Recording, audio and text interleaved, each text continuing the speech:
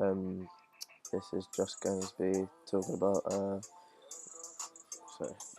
my FMP and the whole production that's going to present it to you.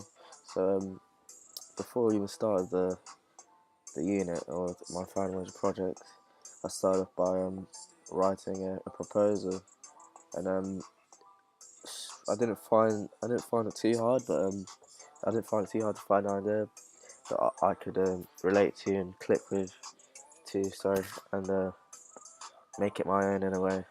So my idea was basically how education destroy. Oh yeah, how the structure. I said the title is, sorry, the structure of creativity in education. It's just about how education destroys creativity, and like how education isn't for creatives in a way. Some people are creative more than academic, and to survive in this survive in this world, creatives cannot, because it's shunned upon in a way. Being creative is shunned upon, and being academic is the just thing to be in this society. So I just wrote about it briefly. You can see this here, and especially after doing my proposal. What did I do after? I put a pitch together, and it started. What I did in my pitch is a bit weird because I included loads of things more than I included research, included like loads of things. I won't go into it because it's pretty quite a lot to go through. But like the pictures are obviously to explain my idea to everyone, teachers, friends, I guess. And then after that, I met up with a few contributing profiles. I might actually go into my pitch because it has a hat on here. Yeah, when it's my contributing profiles, I contacted these four people because I know they're really creative individuals. But the first person I contacted out of all of them was a model by the name of Noah Turner. Sorry, and sadly he told me he wouldn't have any shoots. This person had, so that was pretty frustrating. After that, I went on to contact Frank Gorski, who was very hyped about it. Although he was hyped about it for like a while, he wasn't available. So then I went on to another individual called Brian Nasty and Emma Jones, two individuals called Brian Nasty and Emma Jones, who both of them are musicians actually. One's the female, one Emma Jones is also a model, and was model for like big brands such as like, what was she, Balenciaga, in fact, yeah. Um, Brian actually owns his own clothing brand, which is doing pretty well, and he's doing well in like his clothing industry and the music business. So I couldn't like, so I thought he was gonna be like a great individual to use. And going on from that, even though this ain't in order though, yeah, I made a mood board, and this talks about all like tries to include everything I wanted to include in my actual FMP. So you see a young female at the top here, uh, doing something with clothing, probably a fashion student, and then these two here, just images of London, because I want to incorporate London in my FMP and to show how London is a great place for young individuals to work and get ideas and be prosperous in this life. These images here just about creativity, innovation, ideas, stuff like that. After that, I went on to, what did I go on to? I went on to, I guess, my research. Research was a key component in this FMP. It was just like demographics. So,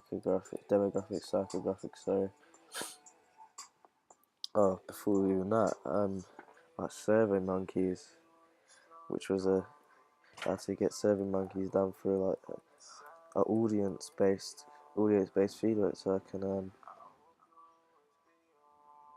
sort of get like a target audience in a way, which was great. I got loads of different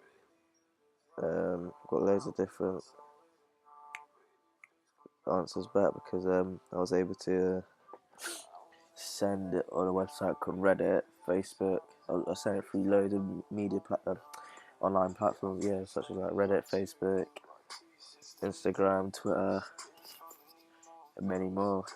So that Google Docs, sorry. So that was a Google Gmail, obviously, for email. So that was a great idea I had, and I was able to, yeah, obviously get a load of different pieces of feedback. As you can see, while you watch documentaries, that's the number of people at the bottom, 50. So for this one, I was able to get 50 different. I think for the actual this question, I think 50 different people answered. So I told them to tick 2 for that one, or 1, sorry. Like, yeah, so that was pretty good. Then I went on to research again. Research into different things that would be key components throughout my work. So this one here is going to be like documentary stars, budget research, people that influence my ideas, factual. Like this is from newspapers and news articles. So they, being the news, they would have to use like some factual based source and information. They have what they're saying should be facts. So if I was to maybe incorporate this in my media, if I was able to incorporate this in my FMP, this would like allow my actual video to gain a bit of substance, something like that. So like it's the truth that I'm talking and stuff like that.